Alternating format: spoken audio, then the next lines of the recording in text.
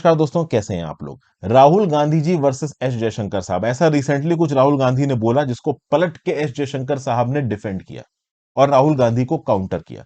London में conference हो रही थी जिसका नाम है आइडियाज फॉर इंडिया।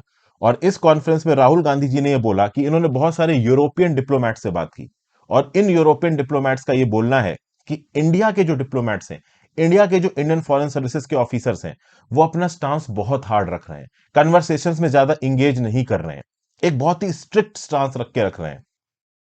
और स्ट्रिक्ट फॉरेन पॉलिसी स्टांस के लिए अगर कोई एक एशियन कंट्री सबसे ज्यादा फेमस है तो वो है चाइना। चाइना के अंदर चलती है Wolff warrior diplomacy.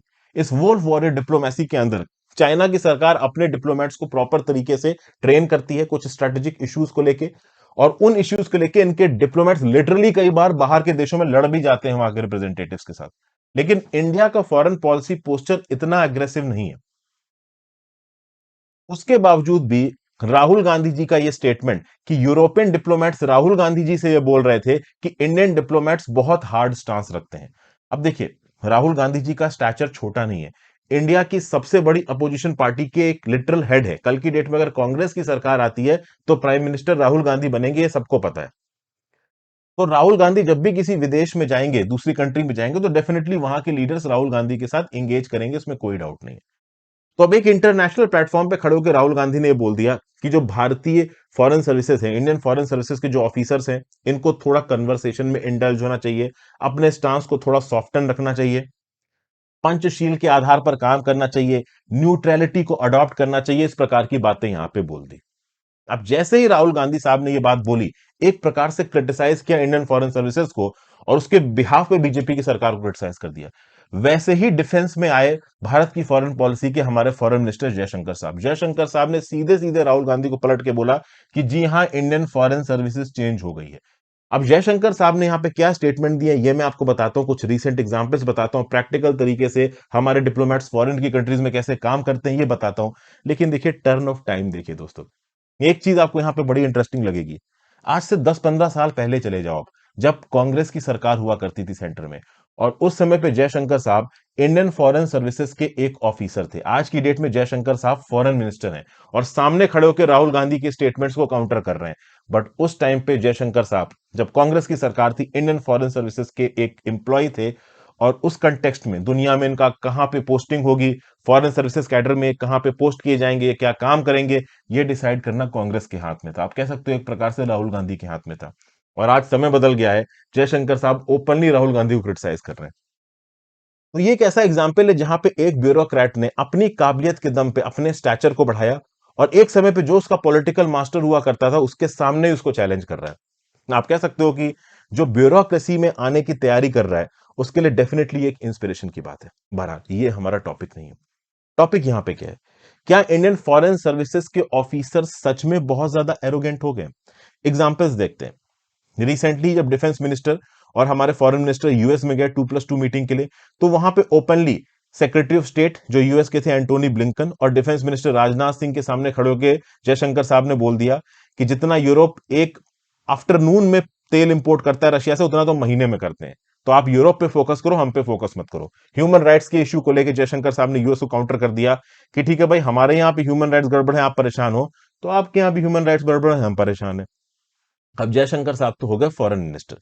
US Tirumurti साहब, इंडिया के permanent representative at the United Nations, इन्होंने एक डच एनवॉय की ट्वीट को करारा जवाब दिया। बोला कि भाई, हमें पता है कि यूक्रेन इन्वेजन में हमें क्या करना है, तुम हमको मत सिखाओ कि यूएन चार्टर कैसे काम चलता है।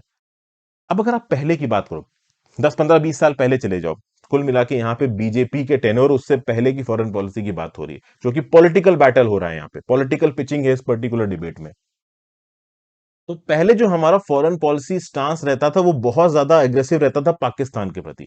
तो यूएन चार्टर, जब भी यूनाइटेड नेशंस की जनरल असेंबली का डिस्कशन हो या फिर कोई एक ऐसी मल्टीलेटरल असेंबली का डिस्कशन हो जहां पे पाकिस्तान और इंडिया दोनों के रिप्रेजेंटेटिव्स मौजूद हो, तो ऐसे समय पे पाकिस्तान को हम लोग काउंटर पूरे, आप कह लो कि ना, जोशो खरोश से करते थे। एक हार्ड पिच बैटल, मतलब एक आप कह सकते हो टफ स्टांस रखते थे। लेकिन यूरोपियन कंट्रीज, यूएस वगैरह को हम ज्यादा जवाब नहीं देते थे। अब हमारा जवाब यहाँ पे यूएस, यूरोप की कंट्रीज के अगेंस्ट निकलने लगा। मैं एक बात बोलूंगा, अभी भी एक कंट्री है जिसके प्रति हमारी फॉरेन पॉलिसी बहुत ज्यादा स्ट्रिक्ट नहीं हुई है, और वो है चाइना। चाइना को हम स्ट्रेटेजिक स्फीयर में पुश बैक जरूर कर रहे हैं, बट चाइना के अगेंस्ट ओपन स्टेटमेंट्स अभी के लिए सरकार नहीं दे रही, क्योंकि सरकार दिमाग से चलती है। सरकार को पता है कि हमें धीरे धीरे करके चाइना के ऊपर इंपोर्ट डिपेंडेंस कम करनी है, जो कि हम कर रहे हैं।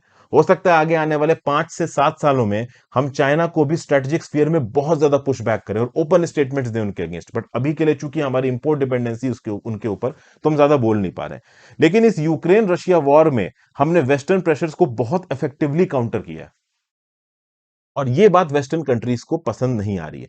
सिर्फ तिरुमूर्ति साहब और जयशंकर साहब का एग्जाम्पल मत लीजिए, ये तो वो एग्जाम्पल्स हैं जो कि मीडिया में बहुत हद तक कवर किए जाते हैं। आप नेचुरल फंक्शनिंग में देखो दोस्तों, मान लो किसी फॉरेन कंट्री में आप एज अ ब्यूरोक्रेट पोस्टेड हो, बर्लिन में पोस्टेड हो या फिर बेल्जियम की राजधानी ब्रूसल्स में पोस्टेड हो, तो वहां पे अक्सर कर जो एम्बेसी है वो डिनर होस्ट करती है, कोई छोटे मोटे फंक्शंस होते हैं, तो अक्सर कर डिनर होता है, इनफॉर्मल मीटिंग्स होती हैं। कई बार क्या होता है कि उस देश का प्रेसिडेंट या होम मिनिस्टर, डिफेंस मिनिस्टर हमारे एम्बेसडर को वहां पे बुला लेता है, चार्ज डी अफेयर्स को वहां पे बुला लेता है, उसके साथ बातचीत करता है। तो जो इंडियन डिप्लोमैट्स हैं, जो इंडियन फॉरेन सर्विसेज के ऑफिसर्स बाहर के देशों में पोस्टेड हैं, वो अक्सर कर वहां के रिप्रेजेंटेटिव्स के साथ बात करते हैं, वहां के डिप्लोमैट्स के साथ बात करते हैं डेली बेसिस पे। और उसमें भी एक चेंज देखने को मिल रहा होगा। कल की डेट में आप एक आईएफएस ऑफिसर बनते हो और बाहर के देश में जाते हो और वहां पे पोस्टेड हो, तो आप किस हिसाब से काम करोगे? जैसा आपके पास दिल्ली से इंस्ट्रक्शन आएगा, वैसे आप काम करोगे। इस समय पे भारत की सरकार ने हमारे फॉरेन डिप्लोमेट्स को स्ट्रिक्ट इंस्ट्रक्शंस दे रखे होंगे कि कुछ टॉपिक्स पे आपको अपने स्टैंड को सॉफ्ट नहीं रखना है। कश्मीर का टॉपिक हो गया, यूक्रेन रशिया वॉर का टॉपिक हो गया, रशिया से तेल इंपोर्ट करने वाला टॉपिक हो गया, ह्यूमन राइट्स के इश्यू हो गए। इन सब चीजों को लेके पहले हो सकता है हमारे डिप्लोमेट्स बाहर के देशों के डिप्लोमेट से कुछ बातें सुन लेते हो, कुछ खरी खोटी सुन लेते हो, आज की डेट में वो नहीं सुन रहे हैं।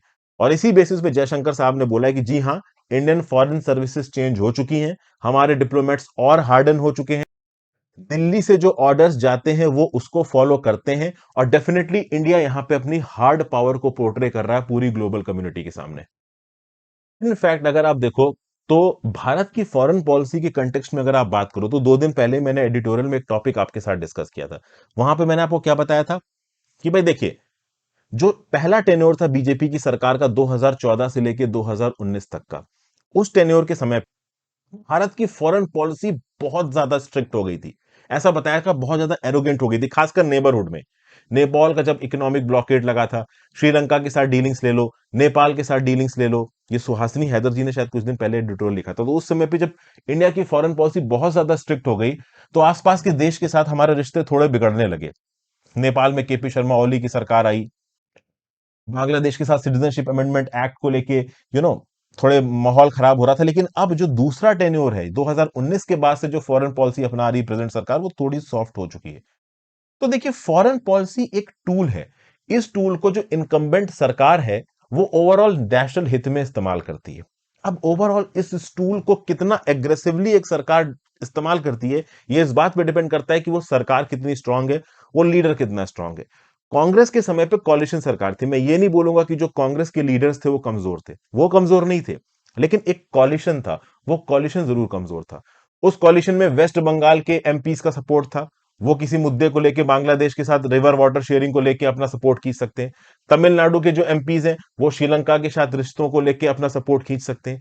तो जो कॉलिशन की सरकार होती है ना, उसके जो लीडर्स होते हैं, नो डाउट वो कितने इफेक्टिव हो, कितने स्ट्रांग हो, उनके सामने कुछ कंपल्शंस होते हैं।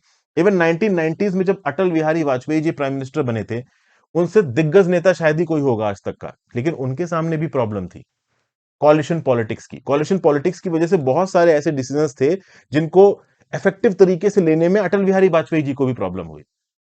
तो एक लीडर कितने स्ट्रांग डिसीजंस ले सकता है, कितनी स्ट्रांग इंडिया की फॉरेन पॉलिसी को रख सकता है, यह इस बात पे डिपेंड करता है कि उसकी सरकार कितनी स्ट्रांग है, हमारे देश की इकोनॉमी, मिलिट्री, और आप कह सकते हो हार्ड पॉलिटिकल स्ट्रक्चर, हमारा इकोनॉमिक स्ट्रक्चर कितना स्ट्रांग है। बहुत सारे फैक्टर्स मैटर करते हैं। हम आज की डेट में, इंडिया आज की डेट में एक ऐसे स्टैंड पे खड़ा है, एक ऐसे पॉलिटिकल स्टैंड पे खड़ा है जहां पे हमारी इकोनॉमी बहुत स्ट्रांग है, हमारी मिलिट्री बहुत स्ट्रांग है, हमारी जो करंट की सरकार है वो किसी कॉलिशन पार्टनर के ऊपर डिपेंडेंट नहीं है सरकार बनाने के लिए। और यही सारे फैक्टर्स है जिसके चलते हम अपनी फॉरेन पॉलिसी को अभी के लिए बहुत स्ट्रांग रख पाए हैं। क्योंकि देखिए, हमारे डिप्लोमेट्स जो बाहर के देशों में काम कर रहे हैं, वो क्या स्टैंस देंगे इंटरनेशनल अरेना में, उसके लिए उनको ऑर्डर्स आते हैं न्यू दिल्ली से। न्यू दिल्ली से पहले ही उनको ढांचा दे दिया जाता है कि इंडिया की फॉरेन रिलेशंस का, उस ढांचे के हिसाब से जितने स्टेटमेंट्स वो अपनी इंडिविजुअल कैपेसिटी में दे सकते हैं दे देते हैं। और अगर कोई assurances on behalf of India मांगे जाते हैं तो उसकी प्रॉपर परमिशन इन ब्यूरोक्रेट्स को लिखित से मिनिस्टर से लेनी पड़ती है, जो कि कहां बैठे हैं, नई दिल्ली में बैठे हैं। तो इस कंटेक्स्ट में जयशंकर साहब बोल रहे हैं कि yes, the Indian foreign services has changed. क्यों चेंज्ड है? क्योंकि अब फॉरेन सर्विसेज के ऑफर्स सरकार के ऑर्डर्स को मान रहे हैं और दूसरे के आर्ग्यूमेंट्स को काउंटर कर रहे हैं।